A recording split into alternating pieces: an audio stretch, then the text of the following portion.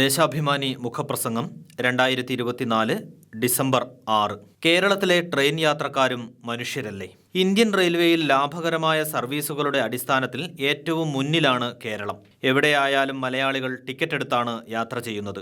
എന്നിട്ടും കേരളത്തിലെ ട്രെയിൻ യാത്ര നിത്യേന ദുഷ്കരമായിക്കൊണ്ടിരിക്കുകയാണ്. വൃത്തിഹീനമായ ട്രെയിനുകളിൽ പഴകി ദ്രവിച്ച ബോഗികൾ, ആവശ്യത്തിന് ട്രെയിനും ബോഗിയും അനുവദിക്കാത്തതിനാൽ തിങ്ങി ഞെരുങ്ങി ശ്വാസം മുട്ടി യാത്ര ചെയ്യേണ്ട ഗതികേട്.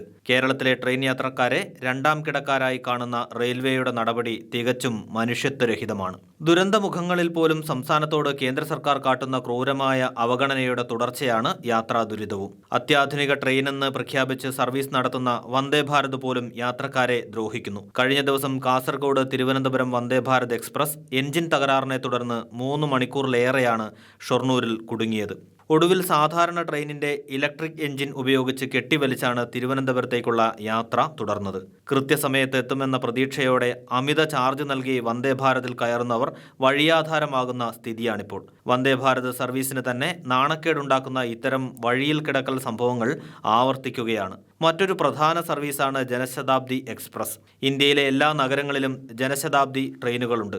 സാമാന്യം വൃത്തിയും വെടിപ്പുമുള്ള ട്രെയിനുകളാണവ. പക്ഷേ കേരളത്തിൽ ഓടുന്ന ജനശതാബ്ദിക്ക് വൃത്തിഹീനവും ദുർഗന്ധം വമിക്കുന്നതുമായ ബോഗികളാണ്. അവ ആരംഭിച്ച കാലത്ത് നിന്ന് ഇന്നോളം മാറ്റിയിട്ടില്ല. തിരുവനന്തപുരം കോഴിക്കോട് ജനശതാബ്ദിയിലെ കോച്ചുകൾ പലതും പൊട്ടിപ്പൊളിഞ്ഞതാണ്. കഴിഞ്ഞ ദിവസത്തെ മഴയിൽ കോച്ചുകൾ ചോർന്നൊലിച്ചത് വലിയ വാർത്തയായിരുന്നു. തിരുവനന്തപുരം കണ്ണൂർ ജനശതാബ്ദിക്ക് പുതിയ കോച്ചുകൾ ഉൾപ്പെടുത്തിയപ്പോൾ ദീർഘസമയം ഇരുന്ന് യാത്ര ചെയ്യാൻ ബുദ്ധിമുട്ടുകയാണ് യാത്രക്കാർ.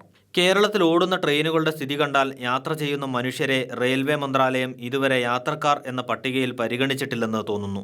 അതുകൊണ്ടാകും മറ്റുള്ള സംസ്ഥാനങ്ങളിലെ യാത്രക്കാർക്ക് നൽകുന്ന സേവനങ്ങളും സൗകര്യങ്ങളും കേരളീയർക്ക് നിഷേധിക്കുന്നത്. ട്രെയിനുകളിലെ ദ്രവിച്ച ബോഗികളിലെ പാമ്പും പഴുതാരയും എലിയും വൃത്തിയാക്കാത്ത ടോയ്ലറ്റുകളിൽ നിന്നുള്ള ദുർഗന്ധവും യാത്രക്കാർക്ക് ഭീഷണിയാണ്.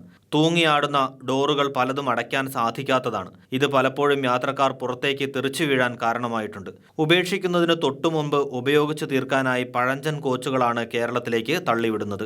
ലാഭനിരക്കിൽ മുന്നിൽ നിൽക്കുന്ന ട്രെയിനുകളിൽപ്പെട്ട തിരുവനന്തപുരം ബംഗളൂരു റൂട്ടിലെ മലബാർ, മാവേലി, പരശുരാം എക്സ്പ്രസ്സുകളിലെ റിസർവേഷൻ കോച്ചുകൾ പോലും പൊട്ടിപ്പൊളിഞ്ഞ് തുരുമ്പിച്ചവയാണ്. വൃത്തിയില്ലാത്തതും എലികളുടെ താവളവുമായ പാൻട്രി കാറുകളിൽ തയ്യാറാക്കുന്ന പഴകിയതും പാറ്റയും കൂറയും ചത്തുകിടക്കുന്ന ഭക്ഷണമാണ് യാത്രക്കാർക്ക് ലഭിക്കുന്നത്.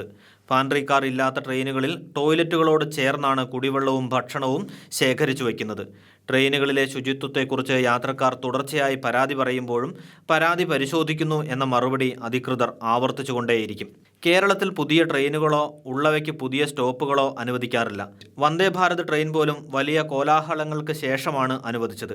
കേരളത്തിലെ വന്ദേ ഭാരത് സർവീസ് രാജ്യത്തെ തന്നെ ഏറ്റവും വലിയ വരുമാനം ലഭിക്കുന്ന സർവീസായി മാറി. വേഗത്തിൽ സഞ്ചരിക്കേണ്ടവരും സമയത്തിന് വിലയുള്ളവരുമായ യാത്രക്കാർ ഏറെയുള്ളത് കേരളത്തിലാണ്. ഇക്കാര്യം മനസ്സിലാക്കിയിട്ടും അതിവേഗ റെയിൽ വേണമെന്ന സംസ്ഥാനത്തിൻ്റെ ആവശ്യം അംഗീകരിക്കാൻ കേന്ദ്ര സർക്കാർ തയ്യാറാകുന്നില്ല. ഉത്സവ ആഘോഷവേളകളിൽ റെയിൽവേ പ്രവാസി മലയാളികളോട് കാണിക്കുന്നത് കണ്ണിൽ ചോരയില്ലാത്ത ക്രൂരതയാണ്. ഓണം, വിഷു, ദീപാവലി, ക്രിസ്മസ്, പെരുന്നാൾ തുടങ്ങി എല്ലാ ആഘോഷ സമയത്തും പ്രത്യേക ട്രെയിനുകൾ ഓടിക്കാൻ റെയിൽവേ വിമുഖത കാട്ടുന്നു. മറ്റു സംസ്ഥാനങ്ങളിൽ ആഘോഷ അവസരങ്ങളിൽ ആവശ്യം പോലെ ട്രെയിൻ അനുവദിക്കുന്ന റെയിൽവേ കേരളത്തോട് കടുത്ത അവഗണനയാണ് കാട്ടുന്നത്. പ്രത്യേക ട്രെയിനുകൾ അനുവദിച്ചാൽ തന്നെ അമിത ചാർജ് ഈടാക്കി തീവെട്ടി കൊള്ളയാണ് നടത്തുന്നത്.